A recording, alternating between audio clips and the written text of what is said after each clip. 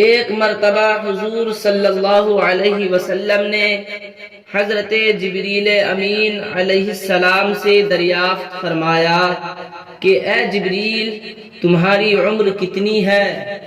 تو جبریل نے عرض کیا، حضور مجھے کچھ خبر نہیں، ہاں اتنا جانتا ہوں کہ چوتھے حجاب میں ایک نورانی تارا 70,000 برس کے بعد چمکتا تھا، میں نے اسے 72,000 مرتبہ چمکتے دیکھا ہے۔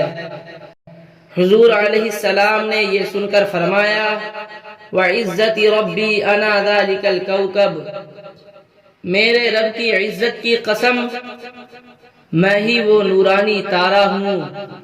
سبق: ہمارے حضور صلی اللہ علیہ وآلہ وسلم کائنات کی ہر چیز سے پہلے پیدا فرمائے گئے ہیں، اور آپ کا نور پاک اس وقت بھی تھا جبکہ نہ کوئی فرشتہ تھا، نہ کوئی بشر، نہ زمین تھی، نہ آسمان، اور نہ کوئی شے۔ فصلی اللہ علیہ وسلم۔